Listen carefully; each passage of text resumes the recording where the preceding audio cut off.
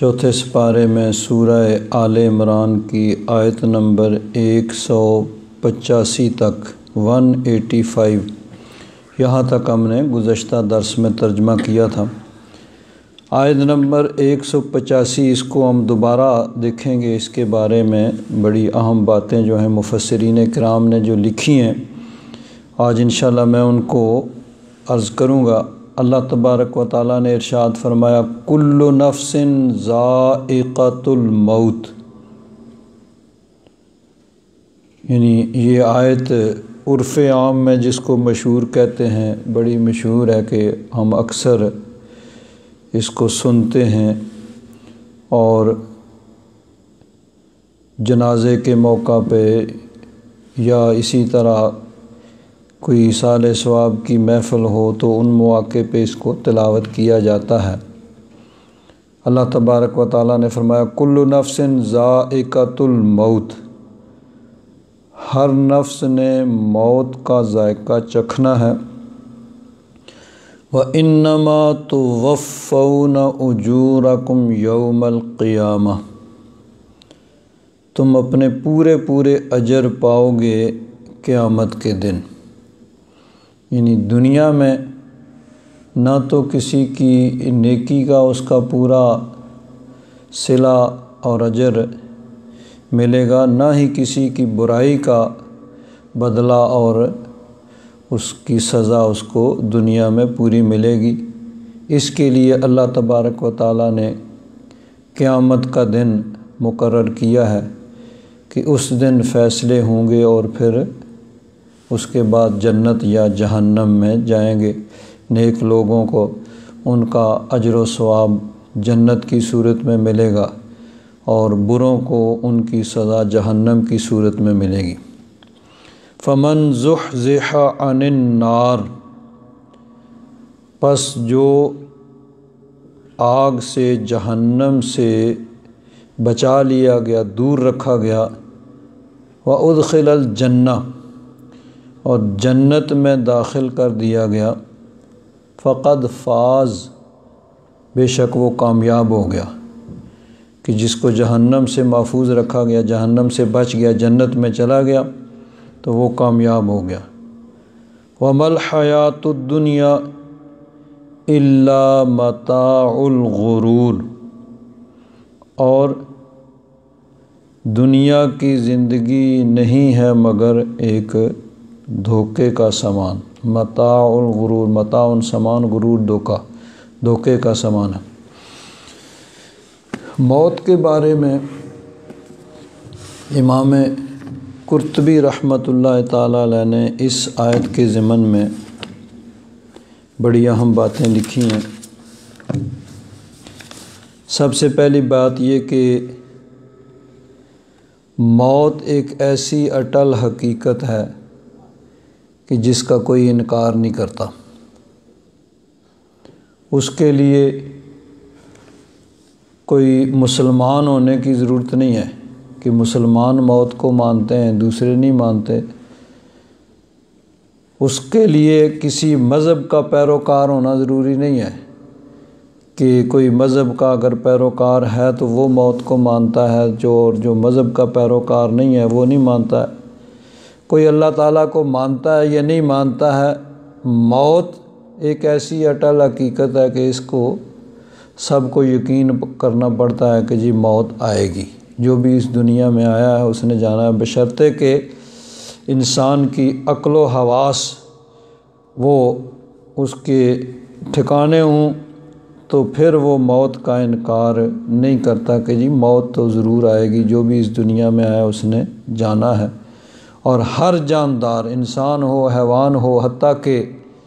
نباتات بھی، درخت بھی اگتے ہیں اور پھر اپنے جوبن پہ پہنچتے ہیں، بالآخر انہوں نے بھی ختم ہو جانا ہے، وہ ان کی موت ہے۔ تو ہر چیز مخلوق کے لیے وہ موت ہے۔ تو موت کا ذائقہ ہر ایک نے چکھنا ہے۔ اب یہ ذائقہ، انسان ذائقہ کسی چیز کا، مثلاً یہ میٹھا ہے، کڑوا ہے، کیسا ہے، تو اس کو ذرا سا وہ لے کے چکھ لیتا ہے۔ اگر ایک پوری دیگ ہو تو اس میں سے ذرا سا لے کے آدمی چکھ لیتا ہے، ذرا زبان پہ رکھے تو اس کو پتہ چل جاتا ہے کہ اس کا ذائقہ کیسا ہے۔ تو موت کا ذائقہ آئے گا، یعنی موت جو ہے یہ ایک حالت سے دوسری حالت کی طرف منتقلی ہے، اسی لیے کہا جاتا ہے کہ جی انتقال ہو گیا۔ اب یہ یعنی اس کو ایک جگہ سے دوسری جگہ انسان چلا جاتا ہے، منتقل ہو جاتا ہے دنیا سے آخرت کی طرف۔ یہ ہے موت کہ انسان دنیا سے آخرت کی طرف چلا گیا۔ تو بس اتنا ہی ہے کہ دنیا ختم ہو گئی اور عالم آخرت شروع ہو گیا۔ آگے امام قرطبی نے امیہ بن ابی سلط ایک شاعر ہے، اس کا شعر لکھا ہے، من لم یمت ابتتن یمت حرما للموت کأس والمرء ذائقها، کہ موت کا جام تو ہر کسی نے پینا ہی ہے۔ یہ الگ بات ہے، کسی کی موت بچپن میں آ جاتی ہے، کسی کی جوانی میں آتی ہے اور کوئی بڑھاپے تک پہنچ جاتا ہے۔ تو جس نے بچپن میں اور جوانی میں یہ جام نہیں پیا ہے اس کو بڑھاپے میں پھر پینا پڑے گا۔ اب اس کے بارے میں جو ضروری باتیں، موت تو اٹل حقیقت ہے جو ہر کوئی مانتا ہے اور ہر کوئی اس کا اقرار کرتا ہے۔ کچھ ضروری باتیں موت سے متعلقہ کہ مسلمان ہونے کے ناطے یعنی مسلمانوں کو کیا کرنا چاہیے موت کے وقت اور موت کے بعد۔ تو فرماتے ہیں کہ قریب المرگ جو انسان ہو، جس کی موت کا وقت ہو، اس کو شہادت کی تلقین کرنی چاہیے۔ اب یہ لفظ جو ہے ہمارے زبان میں اکثر اس کو الٹا استعمال کیا جاتا ہے، موت القریب۔ اب یہ لفظ الٹا ہے، حالانکہ قریب الموت لفظ ہوتا ہے کہ جو موت کے قریب ہے، قریب المرگ، قریب الموت، تو اس کو شہادت کی تلقین کی جائے۔ یہ کیسے ہوتی ہے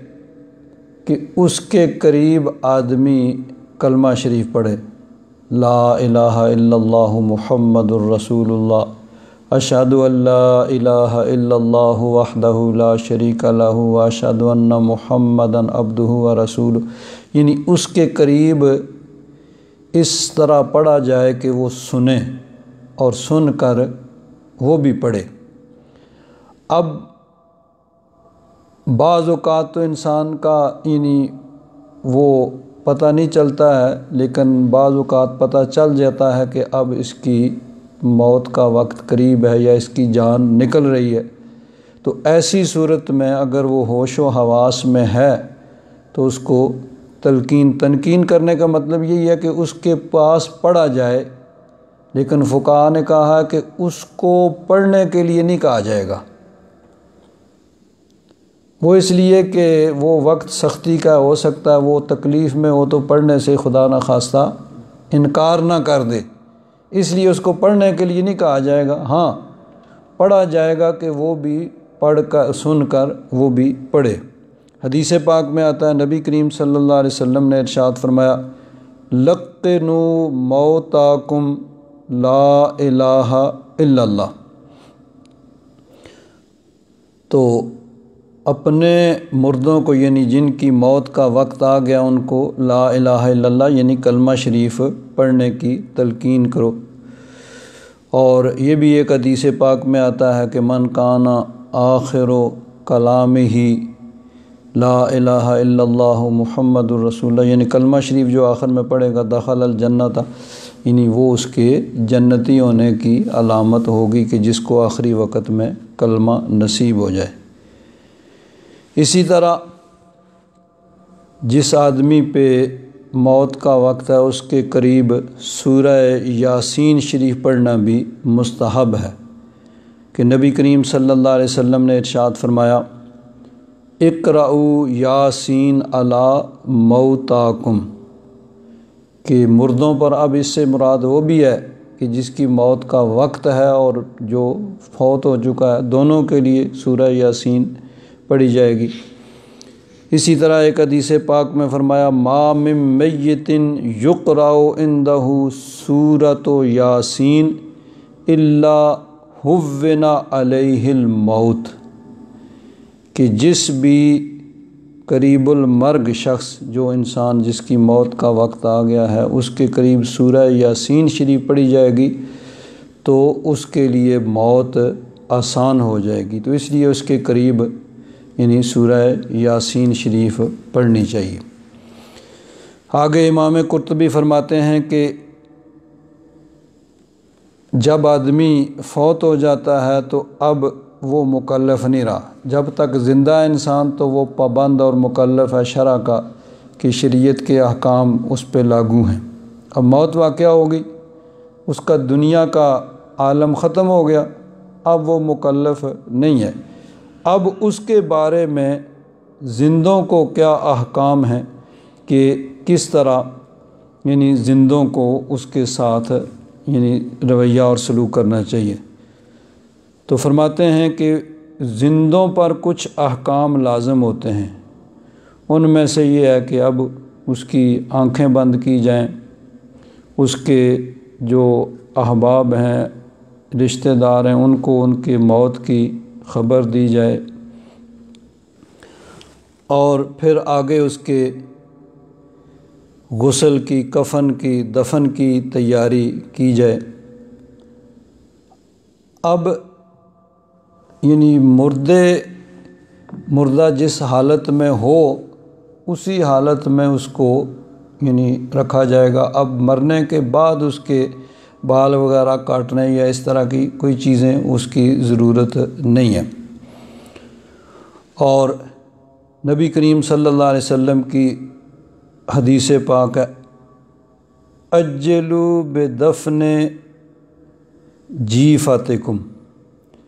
کہ جو آدمی فوت ہو چکا ہے اس کو دفن کرنے میں جلدی کرو۔ شرعی حکم یہی ہے کہ جتنا جلدی ممکن ہو سکے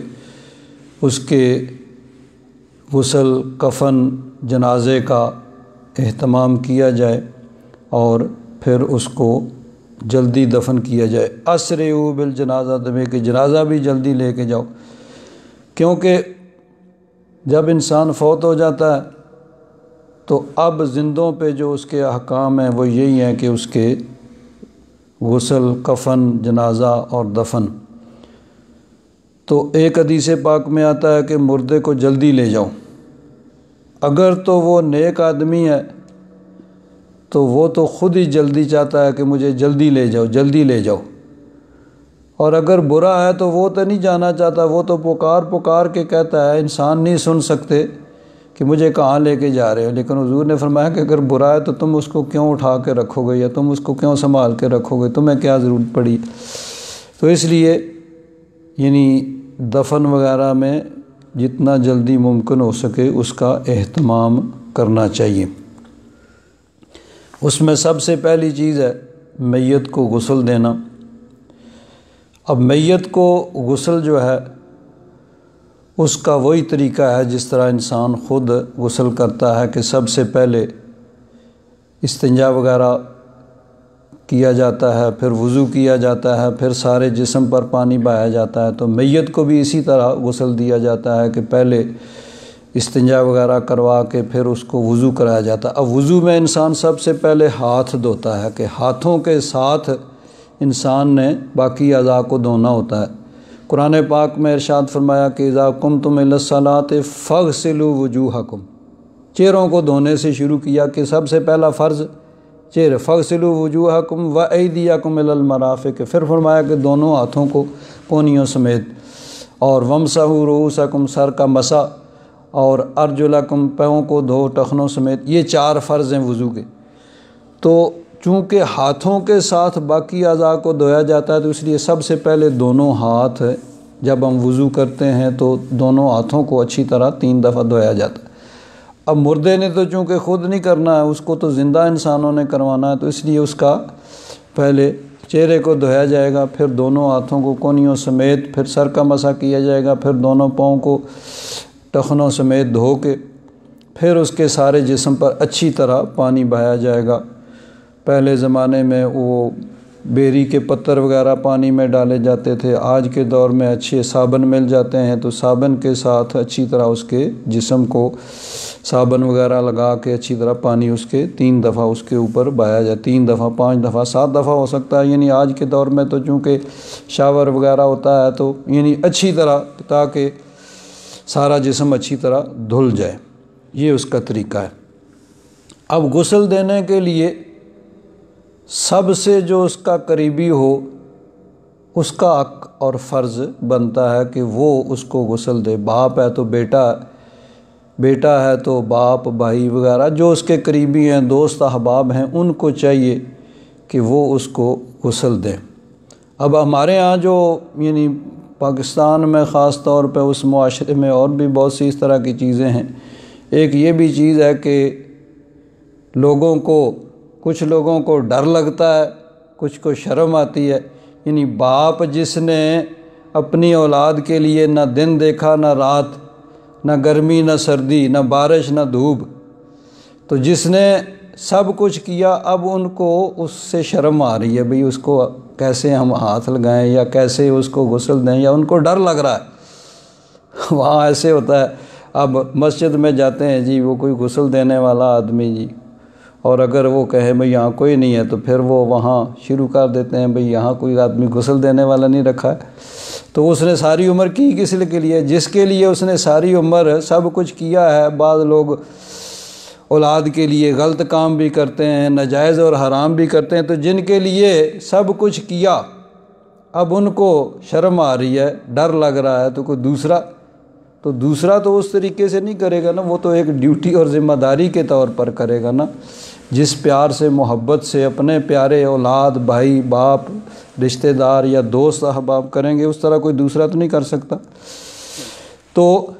سب سے جو قریبی ہے اس کو چاہیے کہ وہ خود غسل دیں۔ اور غسل میں بھی پھر یہ ہوتا ہے کہ پردے کا اہتمام کی، یعنی بعض احکام جو ہیں مردے کے، ان کو زندوں کی طرح، یعنی بعض احکام میں مردوں کو زندہ کی طرح ڈیل کیا جاتا ہے، جس طرح زندوں کے ساتھ جو چیزیں ہوتی ہیں اسی طرح مردے کے ساتھ بھی وہ چیزیں اس طرح اس کو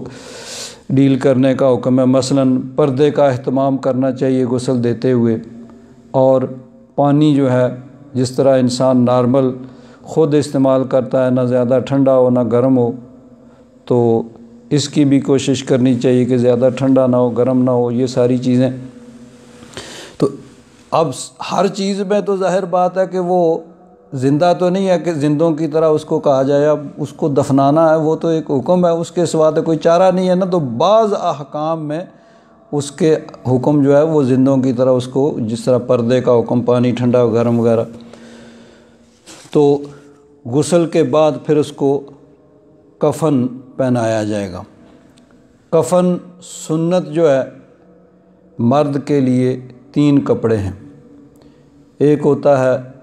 بڑی چادر، پھر اس کے بعد دوسری چادر ہوتی ہے، یہ تقریباً دونوں اگر برابر ہوں کہ دونوں سر سے بھی اوپر ہوں اور پاؤں سے بھی تو بہتر، اور اگر ایک سر سے لے کر پاؤں تک ہو اور دوسری اس سے بڑی ہو تو اس میں بھی کام چل جاتا ہے، لیکن اگر دونوں ہی بڑی ہوں کہ دونوں سر سے اوپر اس طرف بھی کچھ کپڑا بچے اور پاؤں کی طرف بھی بچے ہوئے۔ تیسرا قمیض کی صورت ہوتی ہے، یعنی وہ کم از کم گھٹنوں تک آگے سے اور پیچھے سے اتنا ہو کہ دونوں طرف سے وہ گھٹنوں تک پہنچ جائے، اس کو درمیان سے پھر چیرا جاتا ہے، اور اس میں وہ پھر وہ قمیض کی ایک صورت بن جاتی ہے۔ عورت کے لیے 3 کپڑے، اور یہ جو ہے مرد کے لیے اس کو یعنی دائیں بائیں چیرا جاتا ہے، اور عورت کے لیے جو قمیض ہوتی ہے اس کو آگے سے یوں نیچے کی طرف اس کو چیرا جاتا ہے، اس طرح وہ قمیض بنتی ہے۔ اور 2 اضافی کپڑے جو ہیں وہ عورت کے لیے ہوتے ہیں، ایک سینہ بند اور ایک سر کے اوپر جو دوپٹے کی صورت میں کپڑا ہوتا ہے۔ تو یہ مرد کے لیے سنت 3 کپڑے ہیں اور عورت کے لیے سنت 5 کپڑے ہیں۔ اور کفن کفایت اگر یہ خدا نخواستہ کہیں میسر نہ ہو اتنا سنت کے مطابق، تو پھر جو بھی مل جائے وہ اس کو کفن دیا جائے گا۔ ایک حدیث پاک میں آتا ہے کہ حضرت مصعب بن عمیر رضی اللہ تعالیٰ عنہ جنگ احد میں انہوں نے شہادت حاصل کی، تو ان کا کفن ایک ہی کمبل تھا، اور وہ بھی اتنا چھوٹا تھا کہ اگر سر پہ ڈالا جاتا تو پاؤں جو ہے وہ کھل جاتے، پاؤں ننگے ہوتے، اور پاؤں کو ڈانپا جاتا تو سر وہ ننگا ہوتا۔ تو نبی کریم صلی اللہ علیہ وسلم نے فرمایا کہ ٹھیک ہے، یہ کپڑا ان کے سر پہ ڈالو اور پاؤں کے اوپر گھاس اذخر جو وہاں گھاس وہ اس کے اوپر ڈال دو۔ تو یہ کفن یعنی ضرورت ہے کہ وہ پھر مجبوری کی صورت میں جو بھی میسر آئے وہ۔ اب کفن میت کے مال میں سے اس کے جتنے بھی اخراجات کفن دفن وغیرہ کے ہوں گے وہ اس میں دیے جائیں گے، اور ان کو نکال کے پھر اس کی وراثت بنے گی۔ جو اس کے کفن وغیرہ پر دفن پہ جو اخراجات آئیں گے، یہاں تو چلو ہر آدمی جو ہے اس کی وہ ڈیتھ کمیٹیوں کے ممبر ہیں، انہوں نے خرچہ کرنا ہے۔ بہرحال اگر کسی کہیں ایسی صورت ہو تو وراثت بعد میں آئے گی، پہلے اس کے یہ اخراجات نکالے جائیں گے، قرض وغیرہ جو ہے وہ نکالا جائے گا، پھر جو بچے گا اس کو پھر وراثت ہوگی اور وہ وارثوں میں آگے تقسیم ہوگا۔ کفن سفید رنگ کا ہونا بہتر ہے، اب یہ ضروری نہیں ہے لیکن بہتر ہے کہ سفید رنگ کا ہو، کیونکہ نبی کریم صلی اللہ علیہ وسلم کا ارشاد گرامی ہے، البسوا من ثیابکم البیاض، سفید کپڑے پہنو، یعنی یہ استحباب کے طور پر حکم ہے کہ مستحب اور بہتر یہ ہے، پسند ہے نبی کریم صلی اللہ علیہ وسلم کو۔ فإنہا من خیر ثیابکم، کہ یہ سفید رنگ کے کپڑے تم میں سے بہتر، یہ تمہارے بہتر کپڑے ہیں۔ وَکَفِّنُوا فِیہا موتاکم، اور اسی میں اپنے مردوں کو کفن دو، یعنی سفید رنگ کے کفن جو ہیں سفید رنگ کا ہونا چاہیے۔ اب پھر اس کے بعد جب اس کو غسل دیا، کفن پہنایا،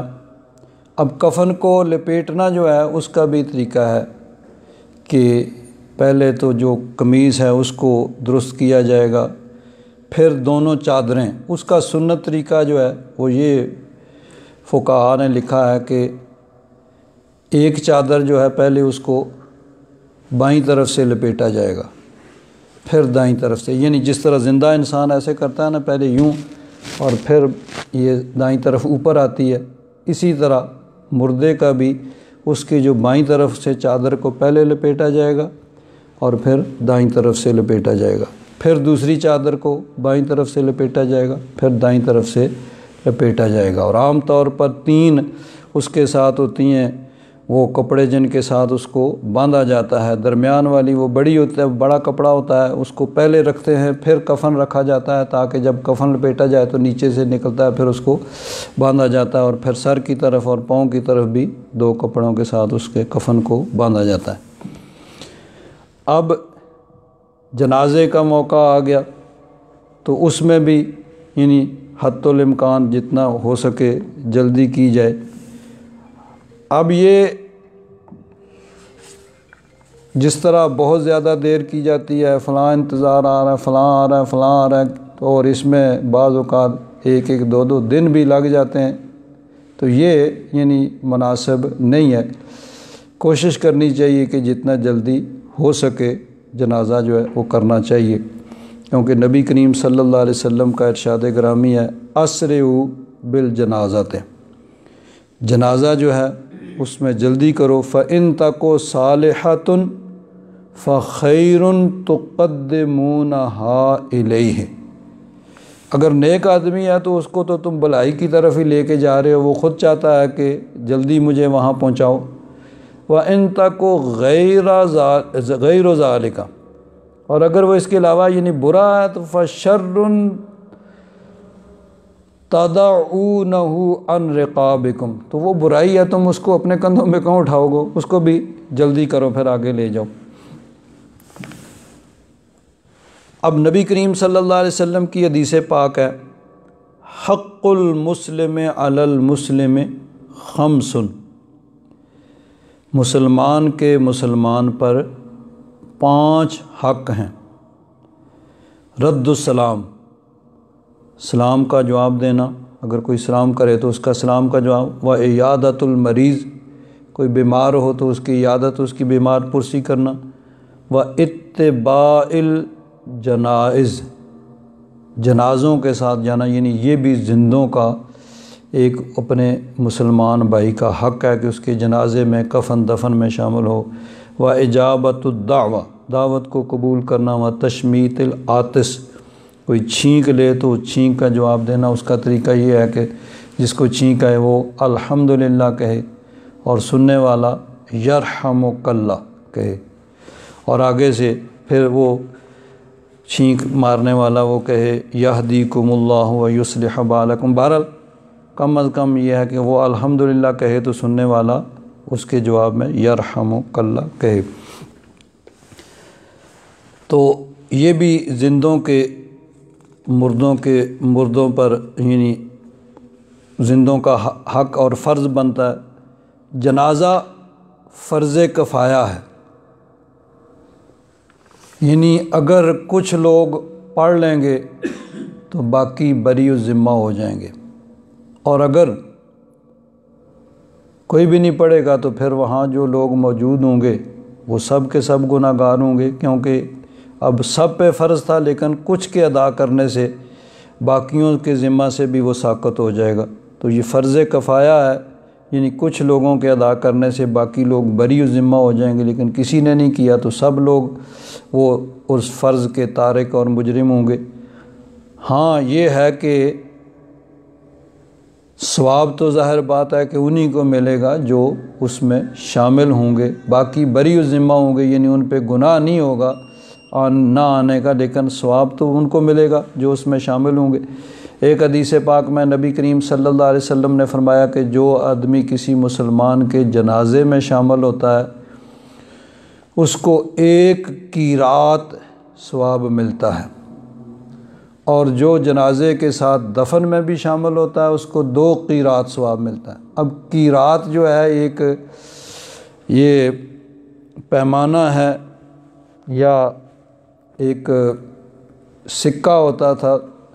تو اب ثواب ایسی چیز نہیں ہے کہ جس کو تولا یا ناپا جائے۔ تو صحابہ کرام نے عرض کیا کہ یا رسول اللہ یہ ثواب کا قیراط یہ کتنا ہوگا؟ تو فرمایا احد پہاڑ کے برابر۔ تو اگر جنازے میں شامل ہوتا ہے تو اس کو یعنی بڑی چیز اس وقت یہی نظر آتی ہے پہاڑ، تو اتنا زیادہ ثواب فرمایا کہ 1 قیراط یعنی پہاڑ، احد پہاڑ کے برابر اس کو ثواب ملتا ہے، اور جو کفن دفن میں اس کے یعنی جنازے کے بعد اس کے دفن میں بھی شامل ہوگا تو اس کو 2 قیراط جو ہے وہ ثواب ملے گا۔ آگے فرماتے ہیں کہ میت کو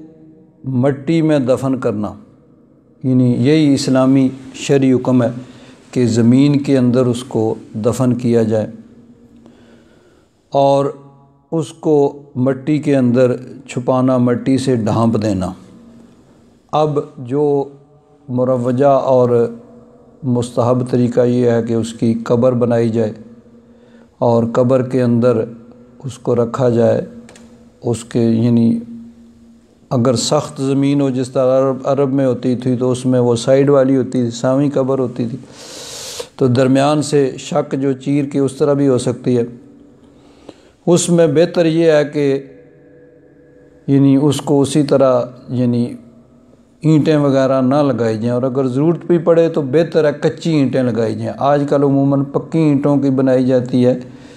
تو بہتر اس میں کچی اینٹیں ہی ہیں کہ کچی اینٹیں لگائی جائیں، اور اگر اس کی بھی نہ ہو صرف درمیان میں جس طرح پہلے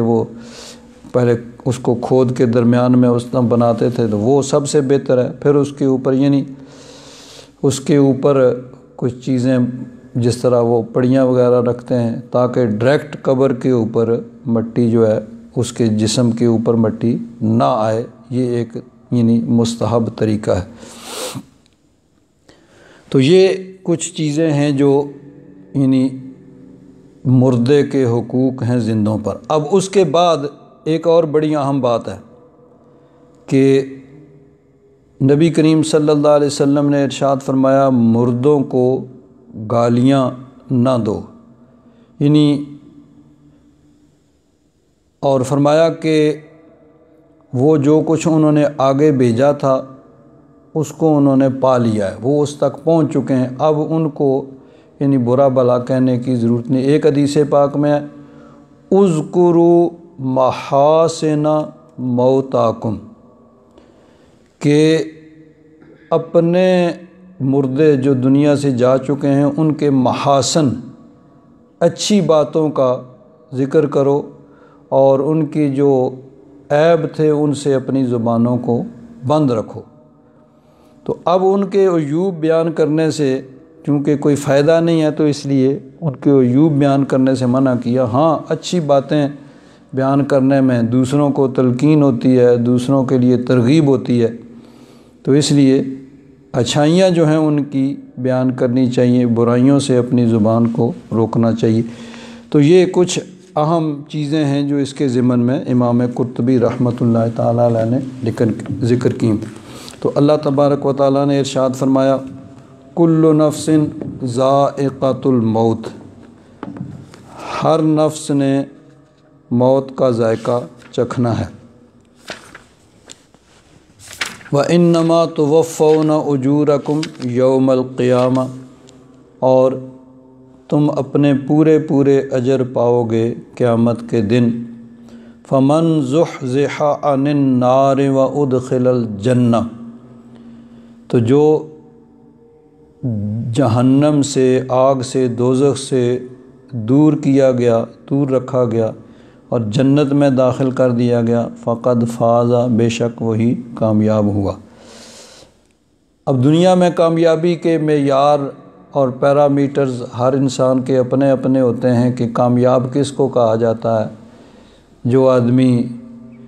بہت زیادہ مالدار ہو، جس کے پاس یہ ہو وہ ہو، کسی کو ممبری مل جائے، یہ ہو دوسرا، اللہ تبارک و تعالیٰ کے نزدیک کامیابی کے جو معیار ہیں ان میں سے ایک یہ یہاں بیان فرمایا فمن زحزح عن النار وادخل الجنہ، کہ جس کو جہنم سے بچا لیا گیا اور جنت میں داخل کر دیا گیا، فقد فاز، پس وہ کامیاب ہو گیا۔ یہ ہے کہ انسان زندگی اس طرح گزارے کہ جہنم سے بچ جائے اور جنت میں داخل کر دیا جائے تو وہ کامیاب ہو گیا۔ گزشتہ درس میں بھی اس کے ضمن میں یہ عرض کیا تھا کہ جہنم سے پناہ مانگنی چاہیے اور جنت کا سوال کرنا چاہیے۔ نبی کریم صلی اللہ علیہ وسلم نے، حالانکہ اللہ کے محبوب ہیں، اللہ تبارک و تعالیٰ نے آپ کے لیے اور آپ کے غلاموں کے لیے جنت بنائی ہے، لیکن نبی کریم صلی اللہ علیہ وسلم نے بھی تلقین امت کے لیے ہمیشہ اللہ تبارک و تعالیٰ سے جہنم سے پناہ مانگی ہے اور جنت کا سوال کیا ہے، اور ہمیں بھی اسی چیز کی ترغیب دی ہے کہ ہم ہمیشہ جہنم سے پناہ مانگیں اور جنت کا سوال کریں، بلکہ اس کے ساتھ ساتھ عملاً ایسے کام کریں کہ جو جہنم سے بچانے والے اور جنت میں داخل کرنے والے ہوں۔ آگے فرمایا وَمَا الْحَيَاةُ الدُّنْيَا إِلَّا مَتَاعُ الْغُرُورِ،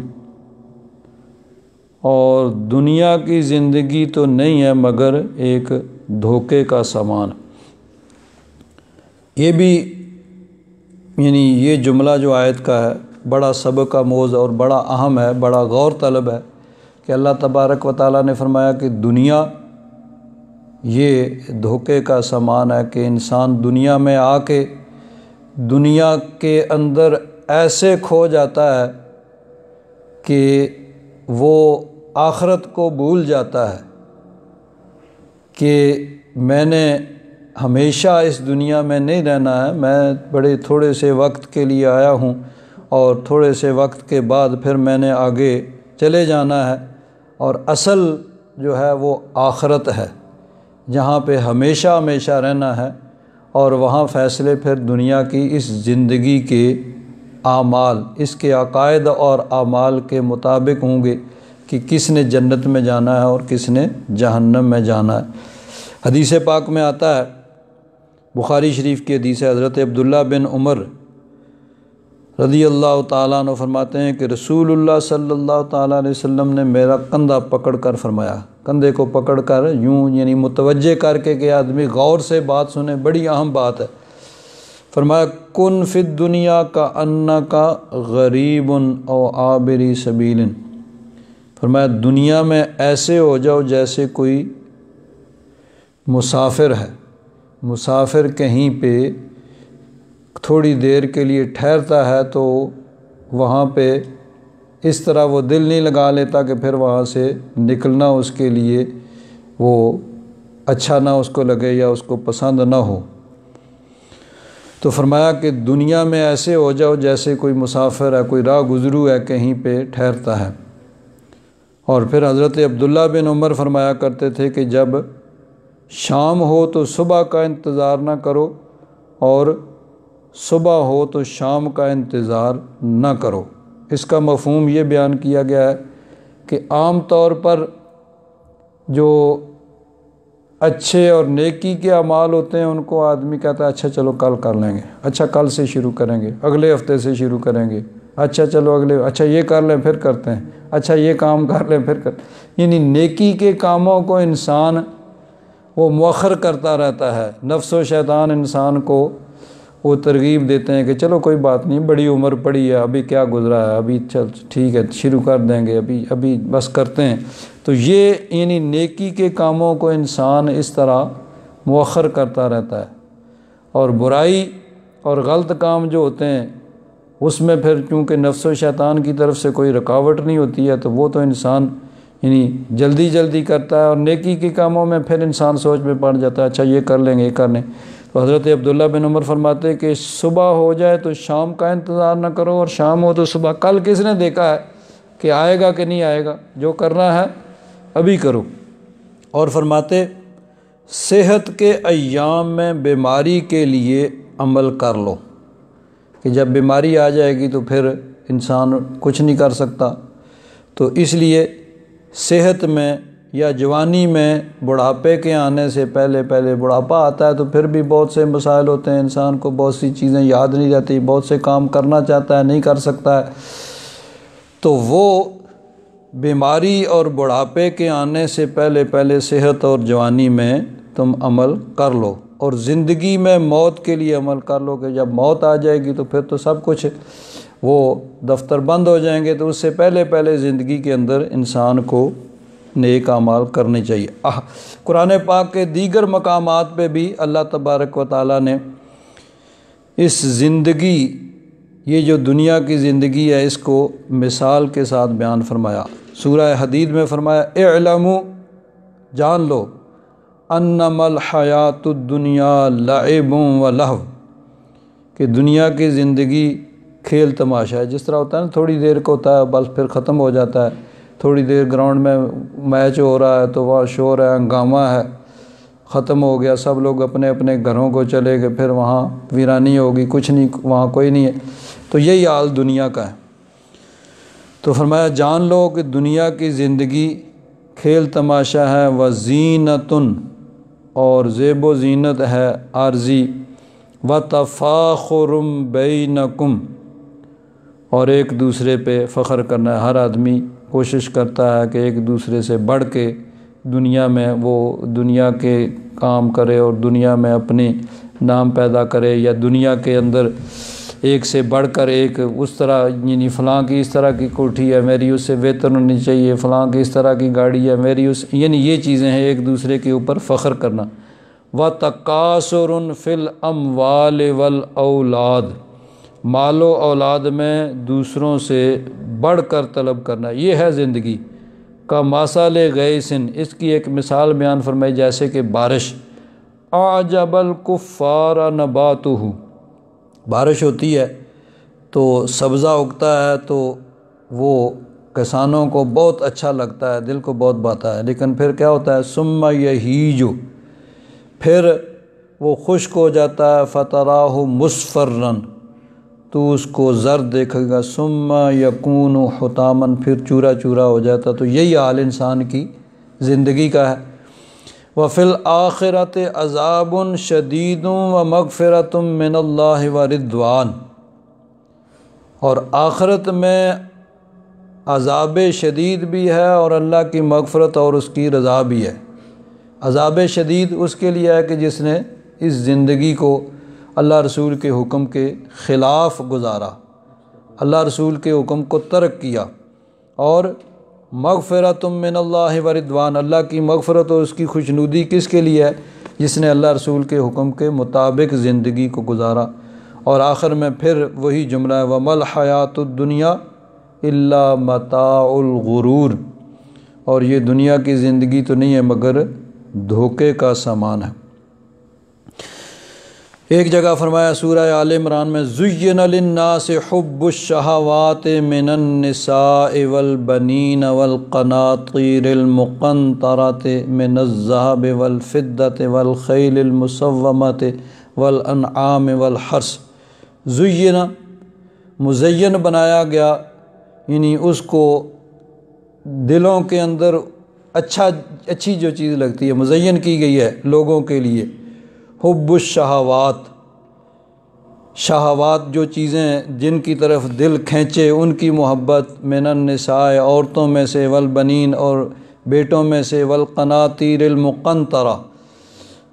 قناطیر المقنطرہ ڈھیر،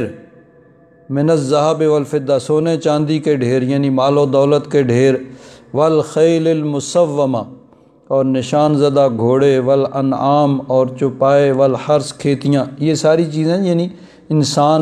دنیا میں جن کا طلبگار ہوتا ہے اور جو انسان کو اچھی لگتی ہیں۔ تو فرمایا یہ مزین کی گئی ہیں انسانوں کے لیے۔ فرمایا ذالک متاع الحیات الدنیا، یہ دنیا کا سامان ہے اور دنیا کے ساتھ ہی ان ساری چیزوں نے ختم ہو جانا ہے۔ واللہ عندہ حسن المآب، اللہ تبارک و تعالیٰ کے نزدیک اس کے پاس اچھا ٹھکانہ ہے اس کے نیک بندوں کے لیے۔ سورہ ہود میں فرمایا من کان یرید الحیات الدنیا وزینتہا، جو دنیا کی زندگی چاہتا ہے اور اس کی زیب و زینت چاہتا ہے، نوفِ الیہم اعمالہم فیہا، تو ہم ان کے اعمال کا بدلہ پورا ان کو دنیا میں ہی دے دیں گے، وہم فیہا لا یبخسون، ان میں کسی قسم کی کوئی کمی نہیں کی جائے گی۔ یعنی جو صرف دنیا کے لیے کرتا ہے، جو کچھ کرتا ہے مطمع نظر اور اس کا یعنی مطلوب اور مقصود صرف دنیا ہی ہے، تو فرمایا دنیا میں ہم اس کے جو کچھ کیا اس کا پورا پورا بدلہ اس کو دے دیں گے، اس میں کسی قسم کی کمی نہیں کی جائے گی۔ اولئک الذین لیس لہم فی الآخرۃ الا النار، دنیا میں تو ان کو جو کچھ کیا سب بدلہ ان کو دنیا میں ہی دے دیا جائے گا، لیکن ان کے لیے آخرت میں نہیں ہے مگر آگ، آگ ہی آگ ہے۔ وَحَبِطَ مَا صَنَعُوا فِيهَا وَبَاطِلٌ مَا كَانُوا يَعْمَلُونَ، دنیا میں جو کچھ کیا تھا وہ اب ضائع گیا، دنیا میں ان کو اس کا اجر دے دیا گیا، اور باطل ہے جو کچھ وہ کرتے تھے، کہ ان کا مطمع نظر مقصود صرف دنیا ہی تھا، تو دنیا ان کو دے دی گئی، آخرت میں ان کے لیے کچھ نہیں ہے۔ سورہ بنی اسرائیل میں اللہ تبارک و تعالیٰ نے ارشاد فرمایا من کان یرید العاجلہ، عاجلہ جلدی آنے والی یعنی جلدی ملنے والی، یعنی مراد دنیا ہے، تو جو دنیا چاہتا ہے عجلنا لہ فیہا، ہم اسے جلدی دیں گے اس دنیا میں، ما نشاء، جو چاہیں گے، لمن نرید، جسے چاہیں گے، یعنی ہر ایک کو ضروری نہیں ہے کہ جو کچھ وہ جس چیز کا طلبگار ہو دنیا کے اندر ہر ایک کو ہر چیز مل جائے، یہ ضروری نہیں ہے، لیکن فرمایا ہاں جس کو چاہیں گے جتنا چاہیں گے ہم دنیا میں دے دیں گے۔ ثم جعلنا لہ جہنم، پھر اس کے لیے ہم نے جہنم تیار کر رکھی ہے، یصلاھا مذموما مدحورا کہ وہ ذلیل و خوار ہو کہ اس میں جہنم میں گرے گا، کیونکہ آخرت تو اس کے سامنے ہے ہی نہیں،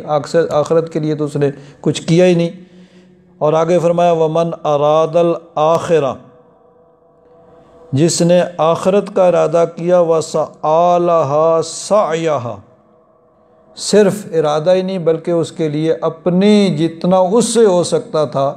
اس نے کوشش بھی کی، آخرت کا ارادہ کیا اور اپنی مقدور بر جتنا اس کے لیے ممکن تھا اس نے کوشش بھی کی،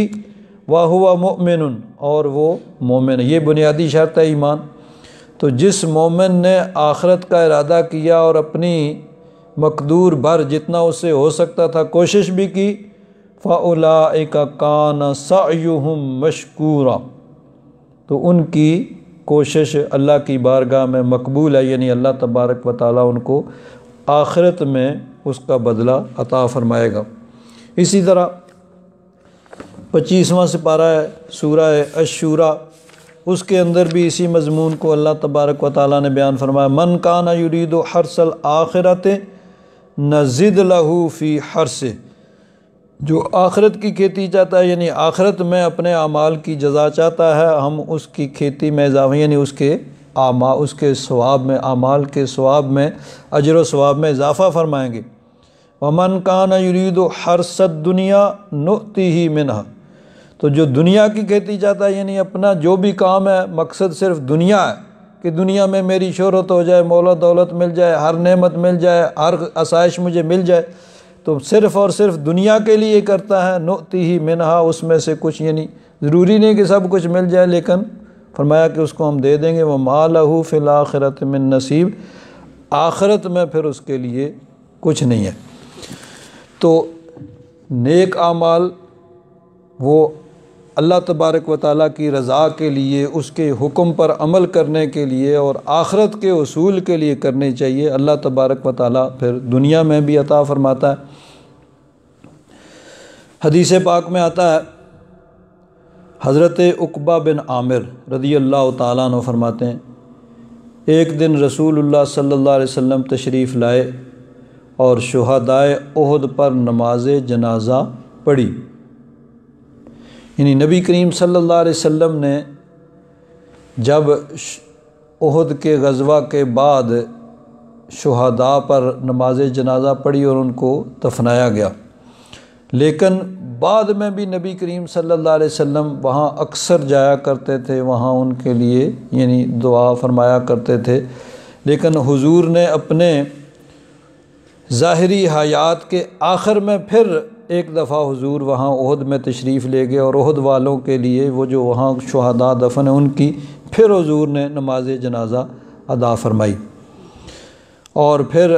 منبر کی طرف تشریف لے گئے اور فرمایا میں تمہارا پیش رو یعنی آگے جانے والا، اور میں تمہارے حق میں گواہی دوں گا، اور خدا کی قسم بے شک میں اب بھی ضرور اپنے حوض کی طرف دیکھ رہا ہوں، یعنی حوض کوثر جو بروز محشر ہوگا، میں اس وقت یہاں بیٹھ کے اس کو دیکھ رہا ہوں، اور بے شک مجھے روئے زمین کے تمام خزانوں کی چابیاں دے دی گئی ہیں، اور خدا کی قسم بے شک مجھے یعنی حضور نبی کریم صلی اللہ علیہ وسلم نے فرمایا کہ دنیا کے خزانے، ان کی چابیاں وہ بھی اللہ تعالیٰ نے مجھے دے دی ہیں، اور حوض کوثر کو میں یہ دیکھ رہا ہوں، اور خدا کی قسم بے شک مجھے تمہارے متعلق ہرگز یہ خدشہ نہیں ہے کہ تم میرے بعد مشرک ہو جاؤ گے، لیکن مجھے تمہارے متعلق یہ خدشہ ہے کہ تم دنیا میں رغبت کرو گے، یعنی دنیا میں اس طرح منہمک ہو جاؤ گے کہ آخرت کی طرف توجہ کم ہو جائے گی۔ تو اس بات کا یعنی خدشہ ہے کہ دنیا میں تم کھو جاؤ گے اور آخرت کی طرف توجہ کم ہو جائے گی، آخرت کو بھول جاؤ گے۔ یہاں ایک اور بڑی اہم بات ہے کہ حضور نے فرمایا کہ مجھے تمہارے متعلق یہ خدشہ نہیں ہے کہ میرے بعد تم مشرک ہو جائیں گے، یعنی نبی کریم صلی اللہ علیہ وسلم کی امت کے متعلق کہ اجتماعی طور پر جو ہے امت وہ مشرک ہو جائے، شرکیہ اعمال شروع کر دے، یہ نہیں ہو سکتا۔ حضور نبی کریم صلی اللہ علیہ وسلم نے اس کی گارنٹی دی ہے، لیکن بعض لوگ جو ہیں ان کو اب بھی اس طرح شرک کا خدشہ رہتا ہے، مسلمانوں کو مشرک بنانے اور شرک کے فتوے لگانے میں وہ یعنی ذرا بات ہوئی نہیں تو شرک سے کم یہ شرک کا ہی فتویٰ لگتا ہے اور بڑا شرک ہو گیا، سارے لوگ مشرک ہو گئے، حالانکہ نبی کریم صلی اللہ علیہ وسلم نے اپنی امت کے متعلق گارنٹی دی ہے کہ مجھے کوئی خطرہ نہیں ہے کہ میرے بعد میری امت اجتماعی طور پر مشرک ہو جائے گی۔ کوئی کسی یعنی انفرادی کسی آدمی کا کوئی عمل ہو سکتا ہے، اجتماعی طور پر شرک کا خطرہ جو ہے وہ ختم ہو گیا۔ ہاں یہ فرمایا کہ تم دنیا کے اندر مبتلا ہو جاؤ گے۔ حضرت عبداللہ بن عباس رضی اللہ تعالیٰ عنہما فرماتے ہیں رسول اللہ صلی اللہ تعالیٰ علیہ وسلم نے ارشاد فرمایا کہ اگر ابن آدم سے مراد انسان، عام انسان ہے، ابن آدم کے لیے مال کی 2 وادیاں ہوں، وادی کہتے ہیں 2 پہاڑوں کے درمیان میں جو نچلی جگہ ہوتی ہے، تو 2 وادیاں یعنی مال و دولت کی بری ہوں، چاہے وہاں جانور ہوں یا جو کچھ بھی جس طرح بھی ہو، تو 2 وادیاں اس کی مال کی ہوں تو وہ تیسری کو تلاش کرے گا۔ یعنی یہ نہیں دیکھے گا کہ میری ضرورت کتنی ہے، یعنی انسان کی ہوس جو ہے وہ کہیں ختم نہیں ہوتی ہے، وہ بڑھتی جاتی ہے جتنا بھی زیادہ مال آ جائے۔ اور فرمایا ابن آدم کے پیٹ کو مٹی کے سوا اور کوئی چیز بھر نہیں سکتی، کہ انسان طلب کرتا ہے اور آ جائے اور آ جائے اور آ جائے، اور اسی طلب میں بالآخر وہ مٹی میں قبر میں پہنچ جاتا ہے۔ اور فرمایا توبہ کرنے والے کے لیے اللہ تبارک و تعالی توبہ قبول فرماتا ہے۔ حضرت عبداللہ بن مسعود رضی اللہ تعالیٰ عنہ فرماتے ہیں نبی کریم صلی اللہ علیہ وسلم نے ارشاد فرمایا تم میں سے کون ہے کہ اپنے اس مال کا وارث ہے جو اس کو اپنے مال میں بہت پسند ہے۔ بعض حدیث میں یہ آتا ہے کہ اپنے مال سے زیادہ اس کو وارث کا مال زیادہ پسند ہے دوسرے کا۔ تو سب نے کہا حضور اپنا مال تو سب پسند کرتے ہیں، تو فرمایا اپنا مال تو اس کا وہی ہے نا جو اس نے دنیا میں استعمال کر لیا، اس کے بارے میں بھی بعض پرس ہوگی اگر حکم خدا بندی کے خلاف کیا ہے تو بہرحال جو اس نے پہن لیا کھا لیا وہ اس کا اپنا ہے، اور اصل اس کا اپنا وہ ہے جو اس نے اللہ کی رضا کے لیے دے دیا، آگے بھیج دیا، جس کا اجر و ثواب اس کو آگے ملے گا۔ اور باقی جس کو وہ بچا کے سنبھال کے گن کے رکھتا ہے وہ تو وارثوں کا ہے، ادھر آنکھیں بند ہوئیں اس کو ادھر وراثت نافذ ہوگی کہ بعد والوں کو ملے گا۔ حضرت ابو ہریرہ رضی اللہ تعالیٰ عنہ فرماتے ہیں کہ رسول اللہ صلی اللہ تعالیٰ علیہ وسلم نے ارشاد فرمایا جب تم دنیاوی اعتبار سے دیکھو تو عام طور پر کیا ہوتا ہے کہ انسان اپنے سے اوپر والوں کو دیکھتا ہے کہ اس کے پاس ایسی گاڑی ہے، اس کے پاس ایسا بنگلہ ہے، اس کے پاس یہ ہے، اس کے پاس یہ ہے، میرے پاس نہیں ہے۔ تو فرمایا اس سے انسان کے اندر ناشکری اور حسد کے جذبات پیدا ہوتے ہیں۔ تو دنیاوی اعتبار سے اپنے سے نیچے والوں کو بھی دیکھنا چاہیے کہ جو گاڑی پہ جا رہا ہے اگر اس کے پاس پرانی گاڑی ہے تو یہ دیکھے بھئی موٹر سائیکلوں پہ بھی کتنے جا رہے ہیں، موٹر سائیکل والا یہ دیکھے کہ سائیکلوں پہ بھی چل رہے ہیں، سائیکل والا یہ دیکھے بھئی پیدل بھی چل رہے ہیں۔ تو اپنے سے اوپر والے کو نہیں بلکہ نیچے والے کو دیکھو، اس میں جذبہ شکر پیدا ہوگا، اور اگر اوپر والوں کو دیکھو گے تو ناشکری پیدا ہوگی، حسد پیدا ہوگا۔ اور دین کے اعتبار سے جب دیکھو تو پھر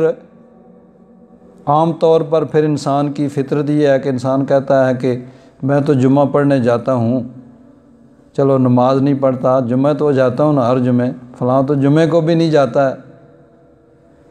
کوئی کہتا ہے میں چلو سال کے بعد عید تو پڑھنے جاتا ہوں نا، وہ تو عید کے دن بھی مسجد نہیں جاتا۔ تو اس طرح انسان دیکھتا ہے، نہیں، یہ دیکھنا چاہیے کہ مجھ سے زیادہ عبادت گزار کون ہے۔ پھر جب نیچے والے کو دیکھے گا تو انسان میں تکبر پیدا ہوگا، چلو میں جمعہ تو پڑھنے جاتا ہوں نا، فلاں تو جمعہ بھی نہیں پڑھنے جاتا، تو انسان کے اندر پھر یہ پیدا ہوتا ہے کہ میں تو اس سے زیادہ نیک ہوں میں یہ۔ اور جب یہ دیکھے گا کہ مجھ سے سستی ہوتی ہے کہ میں 5 وقت نہیں حاضر ہو سکتا، وہ تو 5 وقت فلاں جاتا ہے، تو پھر انسان میں نیکی کا جذبہ پیدا ہوگا۔ تو فرمایا دنیا کو اگر دنیاوی اعتبار سے دیکھو تو اپنے سے اوپر والوں کو نہ دیکھو کہ اس میں سے پھر انسان کے اندر ناشکری اور حسد کا جذبہ پیدا ہوگا، نیچے والوں کو دیکھو اس میں پھر شکر کا جذبہ پیدا ہوگا۔ اسی طرح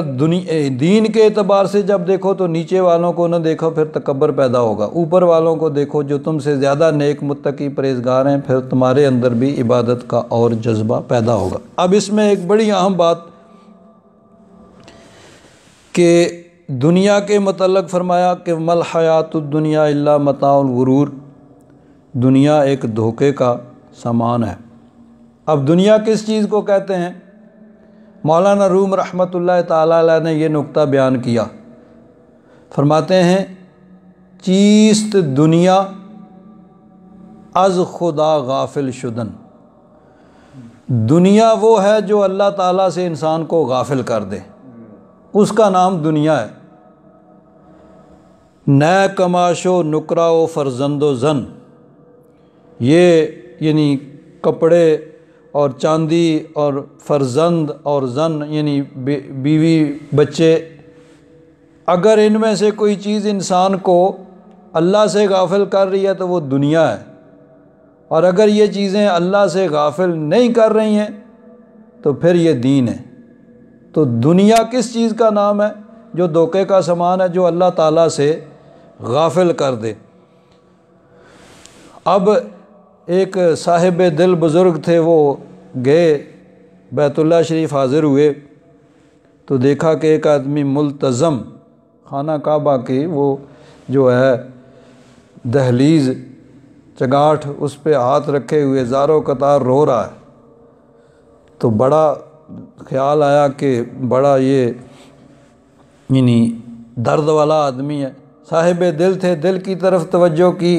تو اس کی توجہ ادھر نہیں تھی، توجہ کہیں اور دنیا کے کاموں میں لگی ہوئی تھی، وہاں رو رہا تھا لیکن توجہ وہاں نہیں تھی۔ انہوں نے کہا کیسا آدمی ہے، کہاں رو رہا ہے، توجہ پھر بھی تیری یہاں نہیں ہے۔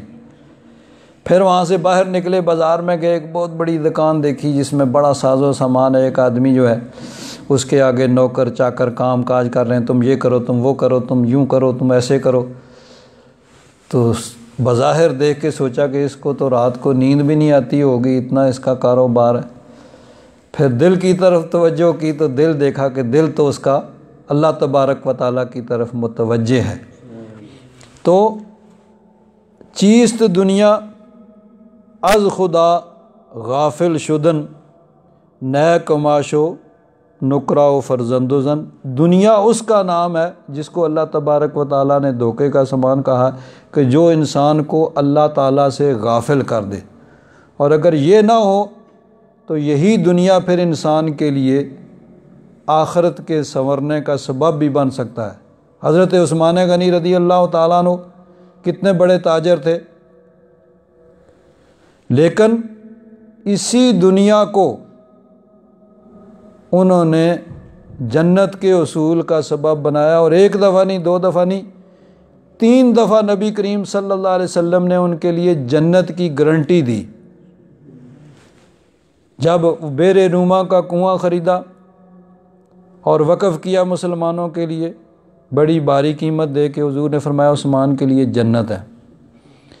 پھر مسجد نبوی شریف کی توسیع کا وقت آیا، ارد گرد کی زمین جو ہے خرید کے مسجد کے لیے وقف کر، حضرت عثمان غنی آگے بڑھے، اپنے مال سے خرید کے وقف کر دی، حضور نے فرمایا عثمان کے لیے جنت ہے۔ غزوہ تبوک کے لیے جانے لگے، اتنا مال پیش کیا، اتنا مال پیش کیا کہ حضور نے فرمایا عثمان کے لیے جنت ہے۔ تو یہ دنیا اگر اس کو انسان آخرت کے لیے استعمال کرے گا تو یہ پھر اس کے آخرت کے سنورنے کا سبب بن جائے گی، ورنہ پھر دنیا جو ہے یہ ایک دھوکے کا سامان ہے کہ انسان اس دنیا میں کھو کے آخرت کو بھول جاتا ہے، اور ایسے ہو جاتا ہے کہ گویا اس نے ہمیشہ یہاں رہنا ہے، کبھی جانا نہیں ہے، اور پھر یکا یک ادھر سے بلاوا آ جاتا ہے اور پھر انسان کہتا ہے کہ کیا ہوا، لیکن اس وقت کا پچھتانا پھر انسان کے کام نہیں آتا۔ الحمدللہ رب العالمین والصلاة والسلام علی حبیبہ